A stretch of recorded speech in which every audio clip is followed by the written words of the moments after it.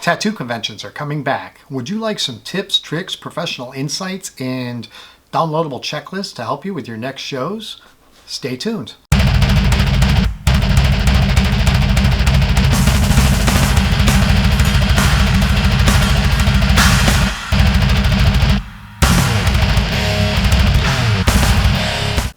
Hey kids, life's been crazy, man. I don't have to tell you that. We went from multiple conventions every single weekend to absolutely nothing.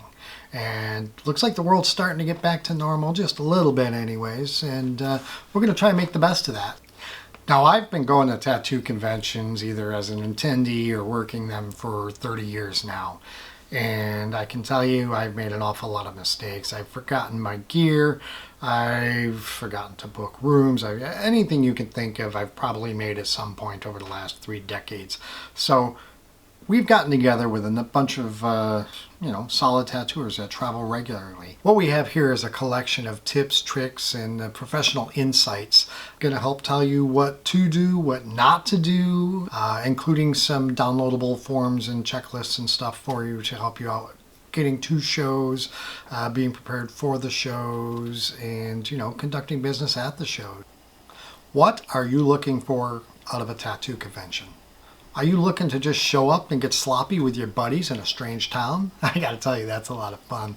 But are you more motivated and focused? Are you looking to capitalize to capacity on each and every show? Are you doing marketing in advance? Are you very detailed in your presentation at your booth?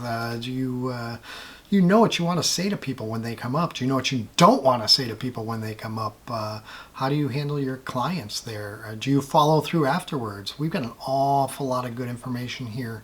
So enough of my jabbering. Let's talk to some great artists that do conventions on a regular basis.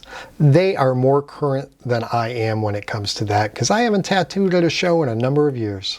Grab a cold one and let's talk tattoo. I have done many tattoo conventions over the last decade. There are many tricks and tips just to kind of keep yourself on game, keep yourself ahead and organized as well. I have had a very organized system for years based off of state and city of every single client that I have throughout the country. So if I'm going to an area, I can pull either West Coast, mid, or East Coast, depending on north and south, and devise my clients or organize my clients so they can all meet me at that one hub that I'm going to.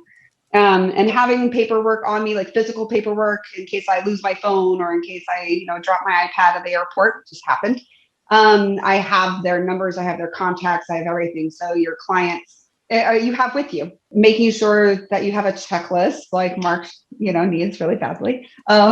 Make sure you have a checklist before you get on the plane or before you get in the car to make sure you have everything you need to tattoo, to draw, to take payments, any kind of comforts you might want, like your headphones, extra pairs of clothing, making sure the weather, what the weather is going to be whenever you travel, because at any given time, as I've learned, there could be a snowstorm in Denver anytime. I've done tattoo conventions by myself a lot, and I am a small person. So when a lot of tattooers think about traveling, they kind of get overwhelmed about all their gear and about everything that makes them comfortable and what they need to make sure that they're not hurting themselves and how you get it there. A lot of times I will pre-ship things straight to the hotel, so I'm not having to juggle around, the airport or subway systems or, diving in a taxi full of other tattooers and have a bunch of gear and a bunch of baggage with me. And that's been really, really helpful. I'll send merch, I'll send whatever. Sometimes I'm like literally buying my merch, like I'll be on Sticker Mule or something and sending stickers to the hotel like a week before I have to get there, just so make sure I have plenty of what I need. I'm a big person on nutrition. So I don't know if anyone's done a whole weekend of tattooing. Mark, I know you're definitely with me on this one. And you haven't eaten anything that resembles food in 4 days. So I will pack my own specified like Nutri-Grain bars, and I'll pack like some dried fruits, some trail mix, even some glucose tablets for myself if I'm really feeling it. Sometimes you'll get delayed and you won't eat and you can't find a muffin anywhere to save your life. Tattooing is, it's a really fun job. It's a lot of long hours, and conventions are even longer hours. You have to be present. A lot of convention runners don't, or providers don't like their people to leave early because people are still coming in the door expecting to meet tattooers that were advertised, and that is part of the deal. You stay until the show closes down, you show up when it opens. That's one thing I always really make sure that I'm prepared for the whole day, and sometimes that can be a straight 10 to 12 hours or more. So you have to make sure you keep yourself healthy, drink lots of water, get lots of sleep, do some voice exercises, because I for years would be strained by the end of the convention. I would lose my voice completely. The physical aspect of it for me was always a big part, because for years, I was really starting to hurt. I was really feeling lethargic. And I realized that I was literally carrying 150 pounds by myself through the airport, and then that just, at first I felt strong and powerful. And then I started feeling exhausted and weak. Kind of preparing beforehand is really, really important, just to make sure things go smoothly and you don't hurt yourself on the way beforehand, because that's usually when things happen, is when you're stressed. Make sure you read everything the person sends, the shop or the convention promoter sends you. So it's load in times and things like that, so you can get yourself completely set up. Know that anything could happen. Sometimes convention centers are a mixed bag. Things will always go wrong when setting up. Things will be lost in transition. So make sure that you're prepared. I don't count, even though the conventions that I have done over the years have always been really consistent, I really, really try to bring some extras with me, like power strip cords or extension cords. If I can go to the store beforehand, I'll buy paper towels and water. I'll just buy extra, just a little bit, so I know that'll get me through the weekend. I don't have to go to the store again. Having this kind of organization can just really make your entire existence a little bit more pleasurable, because then, you can set up really quickly, and then you can get out to the floor and meet some really killer artists, go shop around, go talk to people. And that's how I've been able to talk with people so much too, is being organized, being on top of the game, and just thinking ahead a little bit. I've done random conventions before where I had 15 minutes to get ready, and in the car, I've made it. I've had the cardboard that's like, this is my booth, I'm sorry, I forgot my banner. Like, that's been me. But as you get older, I like to present myself even better and better, because that's what my clients expect of me as well. And I'll be a total dork and go outside and like collect, shrubbery and like put it in vases that I steal from the hotel. And then, and just like decorate a little bit. Sometimes I'll grab the hotel pillow and I'll wrap it up, and that'll be a pillow for either my client or my bum, or, the niceries. I think I took like lamps and chairs before and brought them down. So it's a little bit of more MacGyvering. It's a little bit more, just being a little, being a little brave.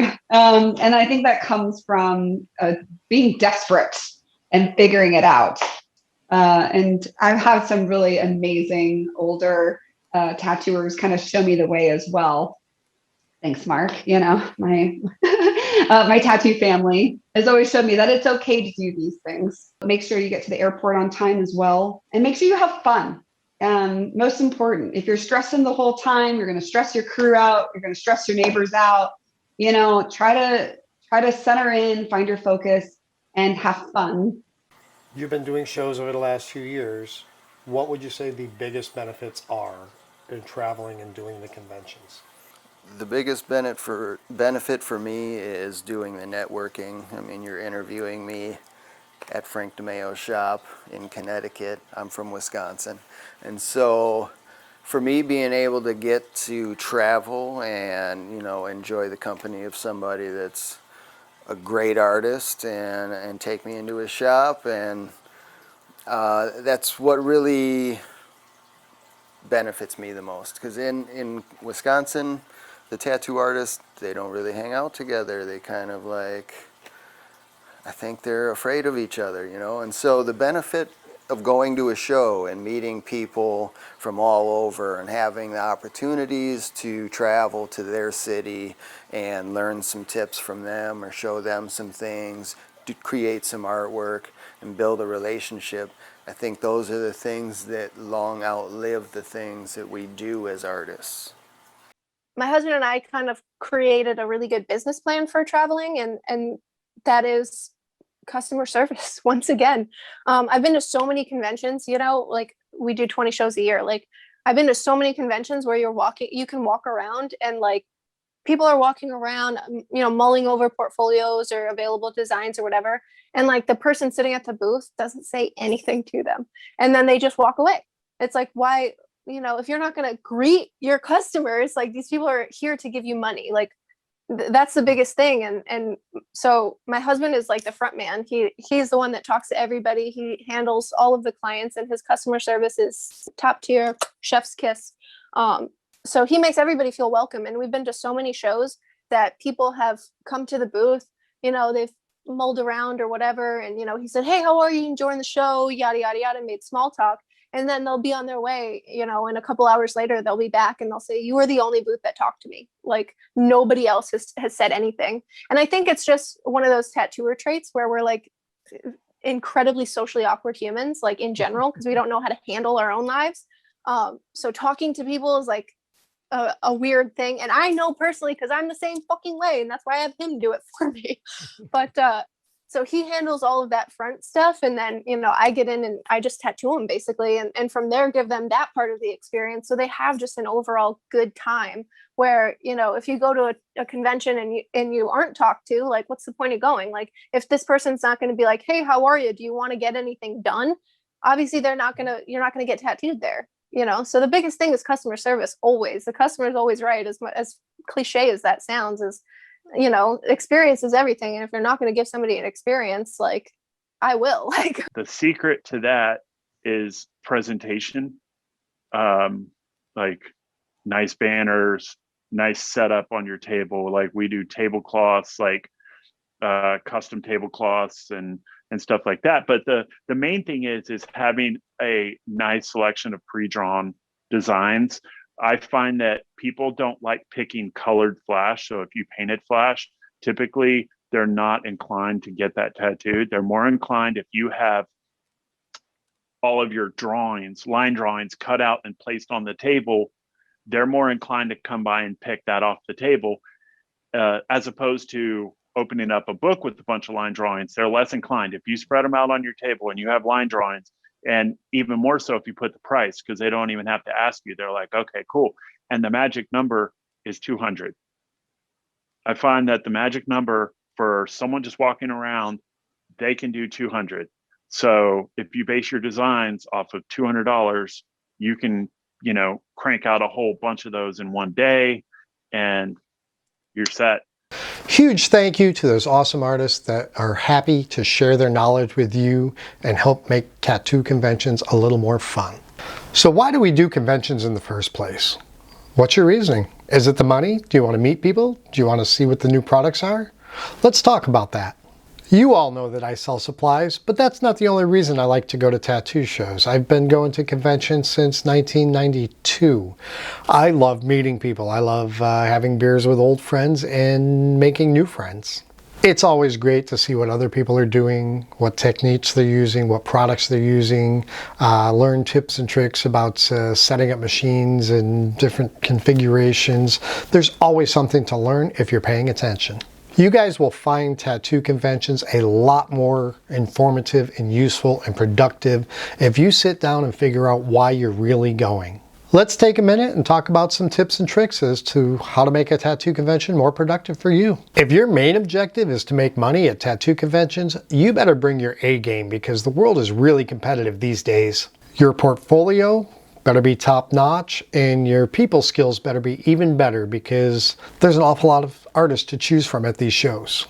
The competition is fierce these days, and if you're sitting in your booth staring at your phone or just checking out the ladies going by, then you're not going to fare so well. You should generally be up in the front of your booth and at least making eye contact and willing to acknowledge and talk to the people that are passing by. Show them your artwork and let them make the choice. If they like you, they will most likely get tattooed. Make small talk. Ask them where they're from. Are they local? Did they fly in for the show? Are they here for just the day, or are they staying for the whole weekend? I think that the number one reason people do not get to tattoo clients at shows is they never ask. You have to ask them, are you looking to get tattooed today? That's a simple question. And most likely they are. They're there. Don't forget, there's other ways to make money at shows too. I mean, you can, well, the old days, you drew Flash. You brought Flash and you sold Flash to other artists. Nowadays, it's more frequent that people bring prints of their favorite artwork and sell that to the collectors. Your normal swag, your t-shirts, your other miscellaneous items, which also work for promotional purposes. What I see working a lot lately is people bringing pre-drawn designs more often and even pricing them, putting them out on the table. People walk by, they see something they like, they jump right in line. This boosts your productivity at a show because you do not need to stop and draw something or have an extensive conversation before even starting a drawing. And remember, if you do not make money at the show, it doesn't mean it was a failure. There's always the networking, the residuals. There's people you meet on this trip, you may tattoo on the next trip. You just never know what's going to happen. So just don't let the money thing get in the way, because as soon as your attitude goes sour, you're guaranteed not to make money. I really can't stress it enough. You allow yourself to get run down by not making money very quickly, it's going to show, and it's going to work against you in ways you just can't even imagine. So smile, motherfuckers! Get that cash! One of the most productive things you can do at tattoo conventions is networking. And we're not talking just with clients and potential clients, but with other artists, suppliers, different vendors. There's so many people out there successful in different areas that it's like going to school, but fun, right? If that makes sense to you. The people you meet and the connections you make are critical. I mean, these are potential jobs in the future, guest spots. I have invitations all over the world to come and stay and work or vacation or do whatever I want to, really. But it's just making these friends over the last, almost 3 decades that have given me all kinds of opportunities. Here's a novel approach. Follow up with the people that you meet. I mean, we're talking about the clients that you meet and tattoo or hope to tattoo maybe at the next year's show, or, you know, maybe different vendors, suppliers, shop owners, artists. Maybe you need people for a guest spot in your place, but make these connections, take a minute, learn their names, remember their names, and follow up. Call them, text them, email them, check their social media, follow each other on social media, everything to help boost each other. Another great thing about tattoo conventions is to see what's going on in the world. There might be new products, there might be new software, there might be, who knows, there could be anything out there, but always looking at things and looking for opportunities and ways to improve your business and yourself. It's a good thing. And don't forget to thank the promoter. These people put a lot of time, energy, and money into making these shows go off without a hitch. A lot of work behind the scenes that you're never aware of, so just say thank you. Buy them a drink. You know, even if the show doesn't go as planned, they can't be in control of everything like weather or other events, so just know they gave it their all. So make sure to click the link in the description below for our tattoo convention checklist. I'm hoping you'll find it incredibly helpful. It has a checklist for promotional materials, it has a checklist for packing, your supplies, you want to make sure you bring everything you need, and you want to have peace of mind when you're traveling, not thinking about, oh shit, what did I forget? These are thorough checklists, and there's a lot of handy links to your favorite needle jig products too.